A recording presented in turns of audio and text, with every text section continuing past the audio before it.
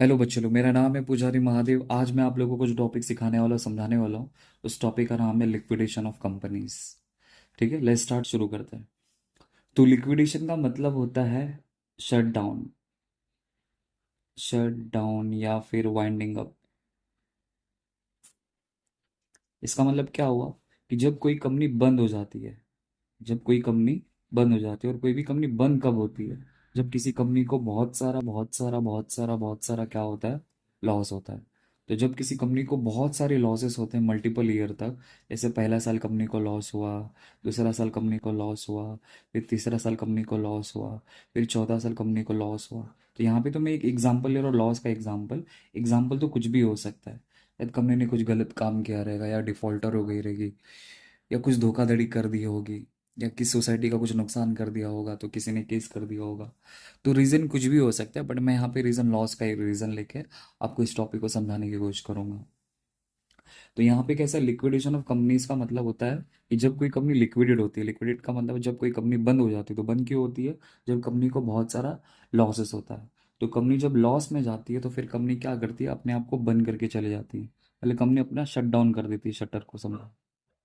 बराबर। ऐसा सोचना बिल्कुल गलत है। तो जब कोई कंपनी लिक्विडेट होती है, तो लिक्विड होते समय उसको इस बात का ख्याल रखना है कि आप अपनी कंपनी का शटर बंद करके चले जाओगे, तो ऐसा पॉसिबल नहीं है। तो आपको क्या करना पड़ेगा कि कंपनी को शुरू करते समय आप लोगों ने जिन जिन लोगों से पैसा मांगा था, या फिर जिन जिन लोगों से आपने कर्जा लिया था, या फिर बिजनेस की आपकी जो भी लाइबिलिटीज रहेगी ना, वो सारी की सारी लाइबिलिटीज को पहले आपको क्या करना पड़ेगा, पेड ऑफ करना पड़ेगा। और पेड ऑफ करने के बाद फिर आप अपने बिजनेस का शटर डाउन करके जा सकते हैं, या फिर अपनी कंपनी का बिजनेस का शटर डाउन करके आप लोग जा सकते हैं। बट सवाल ये उठता है कि मेरी कंपनी तो लॉस में जा रही है, तो फिर मैं अपनी लाइबिलिटीज को कैसे पे करूंगा?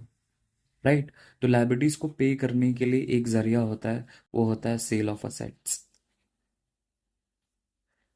मतलब मैं अपनी कंपनी के सारे असेट्स को बेचूंगा, एक एक करके असेट्स को बेचूंगा। और एक एक करके असेट्स को बेचने का जो पैसा आएगा, उसकी मदद से मैं एक एक करके अपनी लाइबिलिटीज को क्या कर दूंगा, पे कर दूंगा। बराबर। बट सवाल ये उठता है कि ये काम करेगा कौन? मतलब समझो कि अगर ये काम अगर मैनेजमेंट को दे दिया जाए, जो कंपनी का जो मैनेजमेंट है उनको दे दिया जाए, तो कंपनी का मैनेजमेंट क्या करेगा मालूम है? खुद का फायदा देखेगा। मतलब सेल्फ बेनिफिट देखेगा वो। मतलब आप लोग ऐसा समझो कि फॉर एग्जाम्पल ये आप लोग हैं, और समझो कि आपकी मॉम ने आपको कुछ बोला कि ये रद्दी का न्यूज़पेपर है, या फिर ये मैगजीन है, आपको ये बेच के आना है। तो आप लेके गए, बड़ी बड़ी खुशी खुशी, और आप उसको बेच के आ गए। और बेचने के बाद आपको समझो कि 500 रुपीज़ मिला। तो आपने क्या किया, वो 500 में से 100 रुपीज़ आपने अपने जेब में डाल लिया, और फिर आप अपनी मॉम के पास चले गए। तो मॉम ने पूछा कि कितना पैसा मिला करके।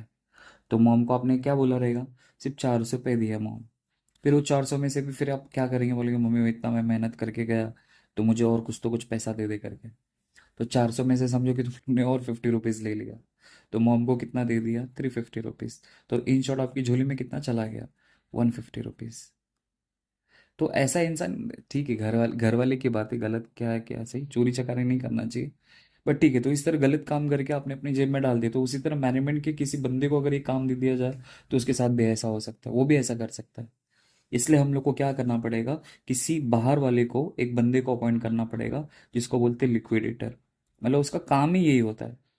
और बेसिकली लिक्विडेटर कोई भी हो सकता है, एक सीए हो सकता है, या फिर कोई एक ऑडिटर हो सकता है, या फिर कोर्ट, या फिर गवर्नमेंट का कोई मेंबर हो सकता है। मतलब गवर्नमेंट अपने हिसाब से भी किसी को अपॉइंट कर सकती है, या फिर कोर्ट भी अपने हिसाब से किसी को अपॉइंट कर सकता है।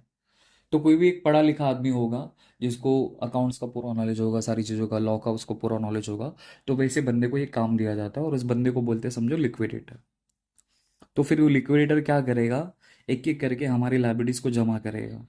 एक एक करके हमारी लाइबिलिटीज को जमा करने का मतलब ये होता है कि कंपनी की लाइबिलिटीज में क्या क्या होता है, आप लोगों को पता रहेगा। इक्विटी शेयर कैपिटल होता है, फिर प्रेफरेंस शेयर कैपिटल होता है, फिर आपको डिबेंचर पता रहेगा, फिर बाद में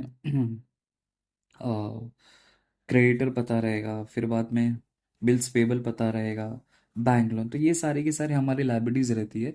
वो लाइबिलिटीज को एक एक करके जमा करता है, और सबका कैलकुलेशन करता है कि सबको कितना कितना पैसा देने का है करके।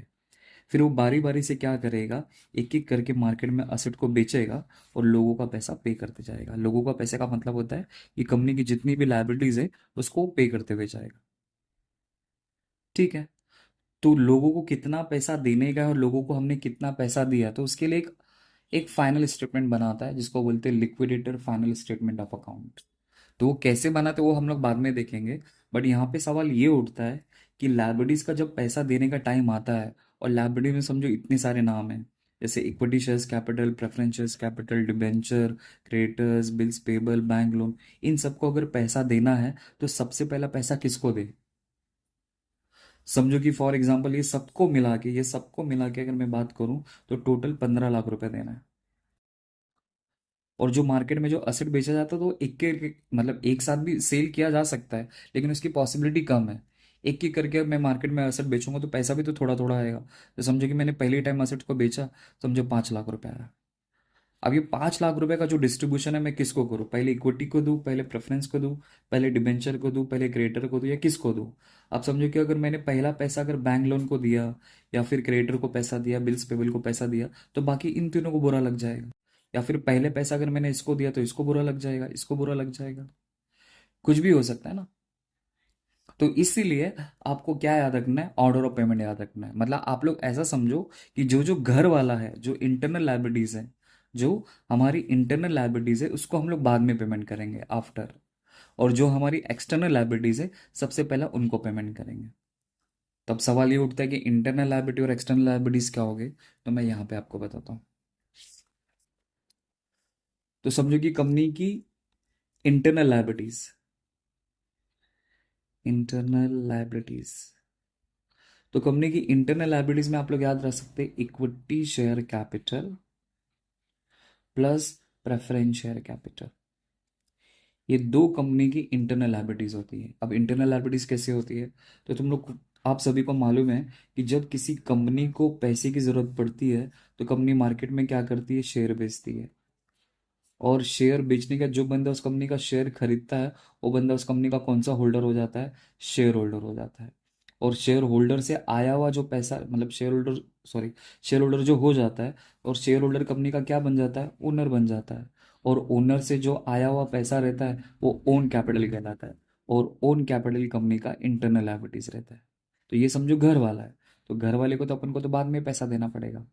तो जो भी मेरी एक्सटर्नल लायबिलिटीज है सबसे पहला मुझे उसका पैसा पे करना पड़ेगा, external liabilities. But external liabilities में भी पहला किसका पैसा देना है, तो उसका भी कुछ ऑर्डर ऑफ पेमेंट है जो मैं आपको आज इस टॉपिक में सिखाने वाला हूँ, समझाने वाला हूँ। और पूरे टॉपिक में हम लोग को यही चीज़ याद रखनी है, ऑर्डर ऑफ पेमेंट। मतलब सबसे पहला पैसा किसको देना है, फिर किसको देना है, फिर किसको देना है, फिर किसको देना है।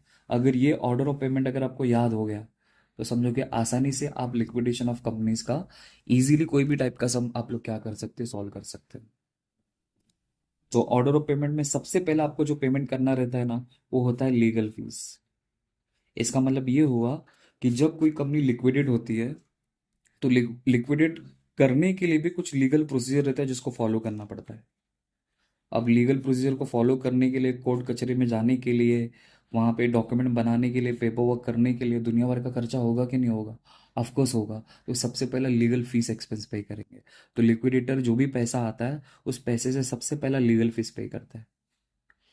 फिर वो जो इतनी मेहनत करता है कि असेट्स को मतलब एक एक करके असेट्स को बेचेगा, कोर्ट कचहरी में जाएगा, लीगल प्रोसीजर को फॉलो करेगा, ये डॉक्यूमेंट वो डॉक्यूमेंट सबमिट करेगा, तो उसके पीछे कितना सारा बेचारा काम करता है। तो बदले में वो कुछ तो कुछ चाहेगा। उसी को बोलते हैं लिक्विडेटर रेमुनरेशन, लिक्विडेटर रेमुनरेशन। तो उसको लिक्विडेटर को रेमुनरेशन दिया जाता है। रेमुनरेशन मतलब जस्ट लाइक अ सैलरी और वेजेस, बस बोलने का तरीका अलग है, बस ऐसा। क्योंकि जो बंदा ऑफिस में काम करता है उसको सैलरी देते हैं, जो बंदा फैक्ट्री में काम करता है उसको वेजेस दिया जाता है। तो जो बड़ी पोस्ट पे रहता है, जिनका प्रोफेशनल वर्क रहता है, तो ऐसे लोगों के लिए टर्म ऐसा यूज किया जाता है रेमुनरेशन करके। बट इन शॉर्ट मतलब पैसे ही मिलने वाला है, बस बोलने का थोड़ा सा तरीका अलग है बस। बट लिक्विडेटर को जो रेमुनरेशन दिया जाता है ना, वो अलग अलग वे में दिया जा सकता है। तो जैसे कि मैं यहाँ पे अगर आपको एक वे बताऊं, दो वे है यहाँ पे। समझो कि आपको क्वेश्चन में लिख के दिया रहेगा कि 2% on assets realised, assets realised. तो 2% ऑन असेट्स रियलाइज का मतलब क्या हुआ कि लिक्विडेटर जो भी असेट बेचा रहेगा, समझो कि बिल्डिंग को बेचा तो 5 लाख रुपए मिला, समझो फर्नीचर को बेचा तो 2 लाख रुपए मिला, और समझो मशीनरी को बेचा तो समझो 1 लाख रुपए मिला। तो ये इतने सारे उसने असेट्स को बेचा, और असेट को बेचने का कितना पैसा जमा हुआ, 8 लाख रुपए। अब इस 8 लाख के ऊपर उसको 2% का कम रेमुनरेशन मिलेगा। तो 8 लाख का 2% अगर मैं निकालूंगा तो इसका मतलब उसको 16,000 रुपीज का रेमुनरेशन मिलेगा इसके ऊपर। 8 लाख, 8 लाख इंटू 2%, 16,000। तो ऐसा आपको सिनारियो लिख के दिया रहेगा। या फिर दूसरा सिनारियो लिख के दिया रहेगा, उसको 3% का रेमुनरेशन दिया जा रहा है on unsecured creditor. Unsecured creditor. अब ये अनसेक्योर्ड क्रेडिटर क्या होता है? तो अनसेक्योर्ड क्रेडिटर वो क्रेडिटर होता है, आप लोग ऐसा समझो कि मैंने किसी से पैसा लिया है, मैंने किसी से पैसा लिया है, लेकिन मैंने उसको किसी चीज की गारंटी नहीं दी है। मतलब मैंने इसको ये नहीं बोला है कि जैसे फॉर एग्जांपल मैंने किसी से 5 लाख रुपए लिया, और 5 लाख रुपए लेने के बाद मैंने इसको बोला कि भाई साहब, ओ भाई साहब, मैं आपका पैसा 1 महीने के बाद, 2 महीने के बाद, 3 महीने के बाद आपका पैसा मैं पे कर दूंगा। तो समझो कि 3 महीना हो गया, लेकिन मैंने उसका पैसा दिया ही नहीं। 4 महीना हुआ, मैंने उसको पैसा दिया ही नहीं। वो बार बार मुझे फ़ोन करता रहा, मैसेज करता रहा, कुछ भी समथिंग करता रहा, मैंने उसको पैसा दिया नहीं। तो वो चाह के भी आके मेरे से लड़ सकता है, झगड़ सकता है, लेकिन वो किसी भी असेट्स के ऊपर अपना हक नहीं जता सकता है कि एक काम कर, तू तेरी बिल्डिंग को बेच के मेरा पैसा रिटर्न कर दे, या फिर तू मेरी मोटर कार को बेच के मेरा पैसा रिटर्न कर दे करके। तो वहां पे मैंने कोई चीज़ गिरवी नहीं रखी है। तो आप लोग समझ सकते हैं, जैसे आप लोगों ने संडी क्रेडिटर का नाम सुना रहेगा, तो संडी क्रेडिटर समझो आपका अनसेक्योर्ड क्रेडिटर हो गया।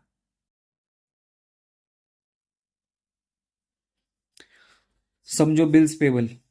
तो ऐसे ये दो एग्जांपल मैं आपको दे रहा हूँ, लेकिन आपको क्वेश्चन में तो सीधा सीधा अनसेक्योर्ड क्रेडिटर लिख के दिया रहेगा। मतलब कुछ ऐसे क्रेडिटर है जिनको स्पेसिफिकली प्रेफरेंशियल और सिक्योर बोला जाता है, उनके अलावा जो भी लाइबिलिटीज बच जाएगी वो आपका अनसेक्योर्ड क्रेडिटर हो जाएगा। तो उस अनसेक्योर्ड क्रेडिटर के ऊपर आपको 3% निकालना है। तो समझो कि मेरा अनसेक्योर्ड क्रेडिटर का वैल्यू है समझो 3 लाख रुपीज। अब उस 3 लाख के 3 लाख रुपीज के ऊपर मुझे क्या करना है, 3% का रेमुनरेशन निकालना है, कमीशन निकालना है, समझो ऐसा। तो 3 लाख का 9% अगर मैं निकालूंगा तो कितना आ जाएगा, 9,000। तो इसका मतलब मुझे 9,000 उसको पे करना पड़ेगा। लेकिन इसमें भी कंडीशन है। इसमें भी कंडीशन क्या है कि अगर अगर हमारे पास सफिशिएंट अमाउंट होगा, सफिशिएंट, अगर हमारे पास सफिशिएंट अमाउंट होगा तो कोई मसला नहीं है। जो अनसेक्योर्ड क्रेडिटर का अमाउंट होगा, अनसेक्योर्ड क्रेडिटर का जो अमाउंट होगा, और आपको जो परसेंटेज लिख के दिया रहेगा वो फॉलो कर लेना, आपके सवाल का जवाब मिल जाएगा। जैसे मैंने यहाँ पे बताया, 3 लाख इंटू 3% किया, 9,000 आ गया। तो ये आपके पास सफिशिएंट अमाउंट है, इसलिए आपने ईजिली दे दिया। अगर आपके पास इनसफिशिएंट अमाउंट होगा, मतलब पैसा देने के लिए आपके पास अमाउंट ही नहीं है, पैसा ही नहीं है, तो फिर उसको अलग वे में पैसा दिया जाता है। मतलब पैसा तो उसको मिलेगा, बट उसका कैलकुलेशन करने का जो तरीका है ना वो थोड़ा सा अलग है। तो क्या करना है आपको, तो जो भी अनसेक्योर्ड अमाउंट होगा, जो भी हमारे पास अनसेक्योर्ड अमाउंट होगा, इनटू आपको वो परसेंटेज फॉलो करना है, अपॉन 100 प्लस परसेंटेज करना है। देखो, जो भी अनसेक्योर्ड अमाउंट का जो भी वैल्यू होगा वो लेना है इनटू परसेंटेज। जैसे क्वेश्चन में यहाँ पे मेरे को क्या लिखा है, 3% लिख के दिए। और समझो कि मैं अमाउंट ले लेता हूँ, समझो 3 लाख रुपीज़ ले लेता हूँ, समझो यहाँ पे मैं यहाँ पे करता हूँ। तो समझो 3 लाख है अमाउंट, इनटू परसेंटेज समझो 3 है तो 3 लेगा, अपॉन 100 प्लस वापस वही परसेंटेज 3 लिख दिया मैंने यहाँ पे। अब मैं क्या करूँगा, 3 लाख इंटू 3/103 कर दूंगा, तो मेरा आंसर मुझे मिल जाएगा। बट सवाल ये उठता है कि सर ये निकाला कैसे जाता है? तो जब सम आएगा तो उस टाइम पे मैं बताऊंगा। फिलहाल आप लोग ऐसा याद रखो। लेकिन ज़्यादातर सम में आपको सीधा सीधा देखो, सिंपल टीवाई बीकॉम की अगर मैं बात करूँ तो सीधा सीधा आपको ज़्यादा मेहनत करने की ज़रूरत ही नहीं, ये सीधा सीधा आपको लिख के दिया रहता है। अब जो बच्चे सीए के बच्चे लोग हैं तो उनके लिए थोड़ा सा लेवल थोड़ा हार्ड कर दिया जाता है, तो उसमें उस केस में उनको ये कैलकुलेशन करना पड़ सकता है। बट आप बीकॉम लेवल पे हो या बैफ लेवल पे तो आपको कोई मसला नहीं है, आप लोग इजीली ऐसे निकाल सकते हैं। ठीक है। तो समझो कि अगर नहीं दिमाग में नहीं जा रहा तो समझो कि ये मैंने बताया नहीं है। बस इतनी चीजें याद रखो, बस जब सम आएगा तब मैं आपको बता दूंगा। ठीक है। चलो, फिर कहानी में आगे बढ़ते हैं। फिर लिक्विडेटर रेमुनरेशन देने के बाद फिर किसका पैसा पे करना पड़ता है? फिर थर्ड नंबर पे हमें पेमेंट करना पड़ता है लिक्विडेटर एक्सपेंस।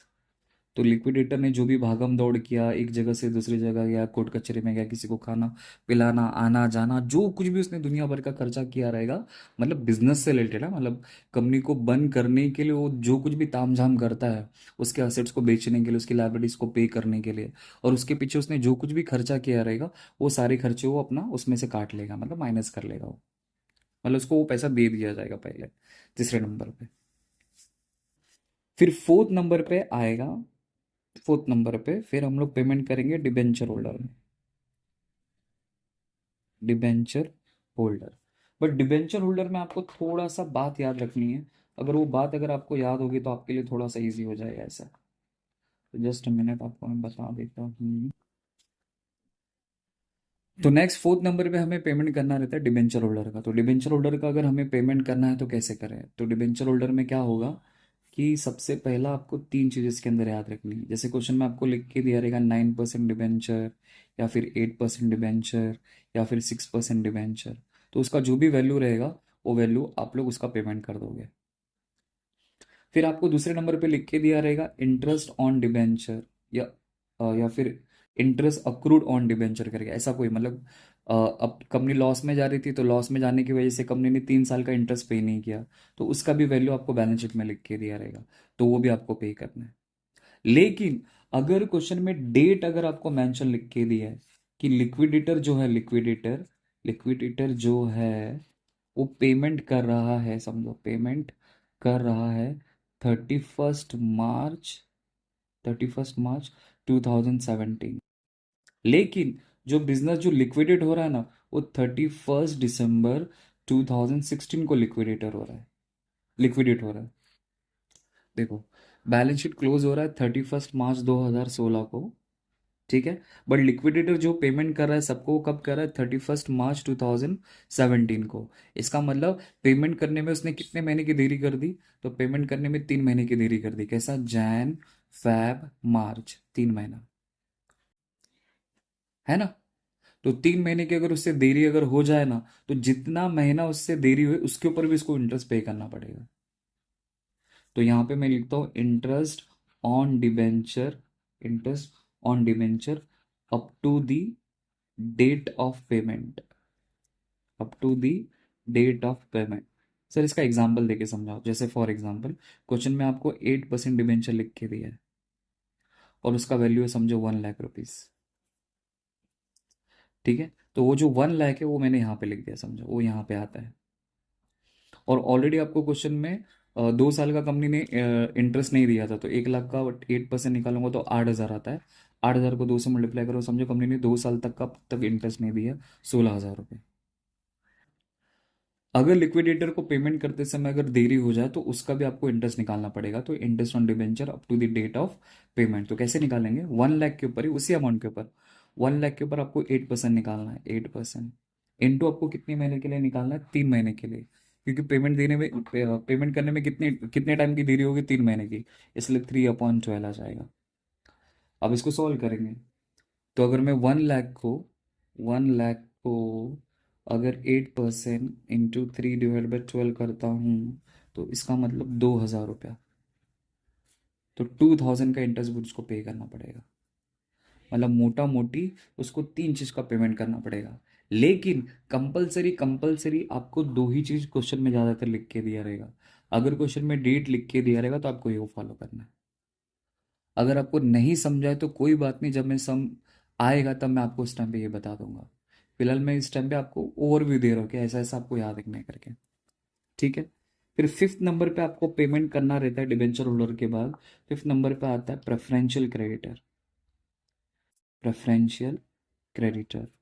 तो प्रेफरेंशियल क्रेडिटर का मतलब होता है कि कंपनी ने, समझो कि फॉर एग्जांपल अपने वर्कर की सैलरी पे नहीं की है 4 महीने से लेके 6, मतलब 4 महीना हो गया, 6 महीना हो गया, 10 महीना हो गया, तो सैलरी एंड वेजेस अगर कंपनी ने नहीं पे किया है तो ये कंपनी के लिए प्रेफरेंशियल क्रेडिटर हो जाएगा। फिर उसके बाद कोई गवर्नमेंट टैक्सेस अगर उन्होंने नहीं पे किया है, गवर्नमेंट टैक्सेस, गवर्नमेंट के जो भी टैक्सेस रहते हैं, अगर उन्होंने टाइम पे नहीं दिया है तो वो प्रेफरेंशियल क्रेडिटर के एग्जाम्पल में आ जाएगा। फिर उसी तरह जैसे कंपनी ने किसी का ग्रेचुटी पे नहीं किया, कोई एम्प्लॉय रिटायर हो गया तो रिटायर होते समय उनको ग्रेचुटी मिलता है या फिर पेंशन मिलता है, बट कंपनी ने अब तक 2 साल हो गया, 3 साल हो, अब तक उनका पैसा पे नहीं किया, तो वो भी प्रेफरेंशियल क्रेडिटर के अंदर आ जाएगा। या फिर कोई हॉलीडे रेमुनरेशन किसी को नहीं दिया, ऐसे कुछ भी एग्जाम्पल हो सकते हैं, बट आपको एग्जाम्पल नहीं लिख के दिया रहेगा, आपको सीधा सीधा क्वेश्चन में प्रेफरेंशियल क्रेडिटर ऐसे ही लिख के दिया रहेगा। ये तो समझाने के हिसाब से मैं आपको एग्जाम्पल दे रहा हूँ, बट क्वेश्चन में तो आपको सीधा सीधा लिख के दिया रहेगा। तो कोई हॉलीडे रेमुनरेशन, मतलब कोई बड़ी बड़ी पोस्ट पे जो रहता है उनको छुट्टियों का भी रेमुनरेशन मिलता है, तो अगर वो भी अगर कंपनी ने पे किया ना, तो कंपनी को पहले पहल करनी पड़ेगी उनका पैसा देने के लिए, तो पहले पैसा देना पड़ेगा, इसलिए उनको पहला प्रेफरेंस दिया जा रहा है, तो उसी को बोलते हैं प्रेफरेंशियल क्रेडिटर। तो ये कुछ मैंने एग्जाम्पल यहाँ पे लिख के दिया है, बाकी आपको ज़्यादा कुछ याद रखने की ज़रूरत नहीं है सर, क्वेश्चन में तो आपको सब कुछ लिख के ही दिया रहेगा, तो कोई टेंशन ही नहीं है। ठीक है, नेक्स्ट। फिर उसके बाद आता है 6 नंबर पे आता है unsecured creditor. Unsecured unsecured creditor. अब अनसेक्योर्ड क्रेडिटर में क्या क्या आ जाएगा? तो अनसेक्योर्ड क्रेडिटर में जैसे मैंने आपको बताया, अनसेक्योर्ड क्रेडिटर वो क्रेडिटर होता है जिसमें हमने किसी को कोई गारंटी नहीं दी है या फिर कोई सिक्योरिटी प्रोवाइड नहीं की है कि हम आपका पैसा रिटर्न करेंगे कि नहीं करेंगे करेंगे। तो समझो कि मैंने एग्जांपल दिया था क्रेडिटर्स का, बिल्स पेबल का, तो ये दो एग्जांपल आप लोग याद रखो ऐसे। बैंक ओवरड्राफ्ट भी हो सकता है, बट उसमें कुछ गारंटी अगर होगी तो वो चीज़ आ जाएगी। तो फिलहाल वो ये भी आपको क्वेश्चन में सीधा सीधा लिख के ही दिया रहेगा, तो आपका अनसिक्योर्ड क्रेडिटर हो गया। फिर 7 नंबर पे हम लोग पेमेंट करेंगे, आएगा प्रेफरेंस शेयर होल्डर। नेक्स्ट हम लोग प्रेफरेंस शेयर होल्डर का पेमेंट करेंगे, जिसमें क्या क्या इंक्लूड होगा? प्रेफरेंस शेयर्स का कैपिटल का जो पैसा होगा वो पे करना पड़ेगा, या फिर अरियर्स ऑफ प्रेफरेंस डिविडेंड अगर कोई होगा तो उसको पे करेंगे। वो क्वेश्चन में आपको लिख के दिया रहेगा कि arrears of preference dividend company ने 3 साल का पे नहीं किया है, 4 साल का पे नहीं किया है, या फिर 5 साल का पे नहीं किया है, उस दोनों चीज़ों को कंसिडर करके आपको इसका पेमेंट कर देना है। एंड लास्ट एंड फाइनल जो कंपनी का मालिक होता है उसको दिया जाता है, जिसका नाम है इक्विटी शेयर होल्डर। आखिर में फिर कंपनी के मालिक को पैसा दिया जाता है। तो इस तरह आपको ये ऑर्डर ऑफ पेमेंट के आज 8 स्टेप्स आपको याद रखने हैं। कुछ नहीं, यहाँ पे पूरी खिचड़ी हो गई है, बट आपको अगर मैं ऑर्डर ऑफ पेमेंट अगर आपको दिखा दूँ तो ये चीज़ आप लोग याद रखो बस। सबसे पहला पेमेंट करेंगे लीगल फीस, फिर पेड करेंगे लिक्विडेटर रेमुनरेशन, फिर हम लोग पेड करेंगे लिक्विडेटर एक्सपेंस, फिर पे करेंगे डिबेंचर होल्डर। फिर हाँ, डिबेंचर होल्डर में आपको 3 चीज़ों का याद रखना है, मेन 2 है। 9 मतलब जो भी डिबेंचर का वैल्यू रहेगा वो, या फिर कोई इंटरेस्ट अक्रूड रहेगा वो दोनों को प्लस करके वो पैसा पे करेंगे। अगर क्वेश्चन में डेट अगर लिख के दिया है कि लिक्विडेटर को पेमेंट करने में देरी हो गई, तो उस केस में भी फिर आपको उसके ऊपर इंटरेस्ट पे करना पड़ेगा, जितने टाइम में उसको डिले हो जाएगा उतना उसको इंटरेस्ट पे करना पड़ेगा। फिर नेक्स्ट आता है प्रेफरेंशियल क्रेडिटर, जिसके मैंने कुछ एग्जांपल लिख के दिए, बट आपको तो क्वेश्चन में सीधा सीधा लिख के दिया रहेगा, उसको पेमेंट कर देना। फिर आएगा अनसेक्योर्ड क्रेडिटर, जिसमें मैंने ये 2 एग्जांपल लिख के दिए। फिर प्रेफरेंशियल होल्डर, फिर इक्विटी शेयर होल्डर। इस तरह हम लोग को क्या करना है, लोगों का पैसा देना है। अब सवाल ये उठता है कि लिक्विडेटर स्टेटमेंट कैसे बनाया जाए, है ना? अब देखते कैसे बनाते हैं, उसमें डेटा कैसे प्रेजेंट करते हैं। तो अब हम लोग बनाएंगे liquidators liquidators final statement of account. कुछ नहीं, जैसे बचपन में हमने कैश बुक सीखा था ना, सेम हूबहू ये वही है, कुछ अलग नहीं है। जैसे हमने किया था वैसे ही करना है। तो ये समझो आपका रिसिप्ट हो गया, ये इसका अमाउंट हो गया, और ये इसका ये हो गया, ये इधर हो गया। तो मैंने यहाँ पे लिखा रिसिप्ट्स रुपीज़, और यहाँ पे लिखा पेमेंट और रुपीज़, और ये आपका क्रेडिट, सॉरी मेरा डेबिट क्रेडिट नहीं, स्टेटमेंट है ना इसीलिए। ठीक है, तो क्या करना है देखो, मैं जैसा आपको बता रहा हूँ वैसे ही फॉलो करना, ज़्यादा कुछ दिमाग ज़्यादा लगाने की ज़रूरत नहीं, इजीली आपको समझ में आ जाएगा। तो सबसे पहले शुरुआत करेंगे रिसिप्ट से, और पहले रिसिप्ट को ही फिल करेंगे। तो रिसिप्ट में सबसे पहले लिखेंगे टू बैलेंस बीडी। तो टू बैलेंस बीडी का मतलब होता है कि अगर क्वेश्चन में आपको कैश इन हैंड अगर लिख के दिया है, या फिर प्लस कैश एट बैंक अगर लिख के दिया है, तो दोनों को प्लस करके लिख देना।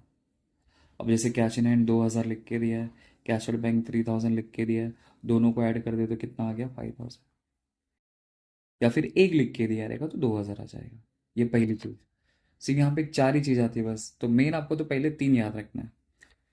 फिर दूसरे नंबर पे यहाँ पे डेबिट में आएगा, आएगा असेट्स रियलाइज्ड।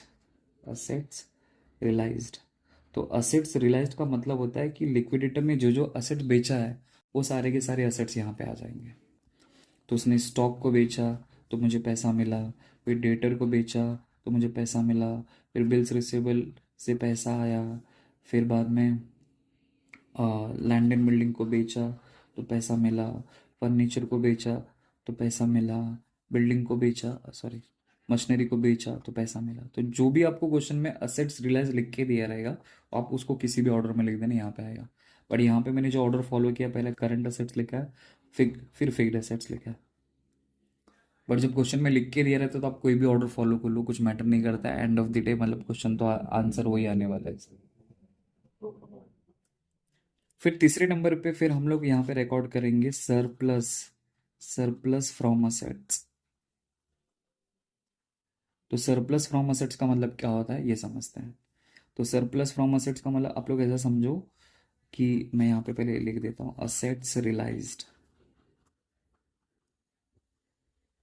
इसमें से माइनस करने का secured creditor, secured creditor, minus करके जो आंसर आएगा वो यहाँ पे लिख देने का। अब ये समझते क्या होता है। तो असेट्स रियलाइज्ड है, असेट्स रियलाइज्ड और सिक्योर्ड क्रेडिटर, तो पहले ये समझते हैं होता क्या है। मैं इसको यहाँ पे, ठीक है, यहाँ पे बता देता हूँ। देखो, समझो कि मैंने बैंक से लोन लिया है, समझो कि मैंने बैंक से लोन लिया है, और बैंक से लोन लिया समझो मैंने 10 लाख रुपए का,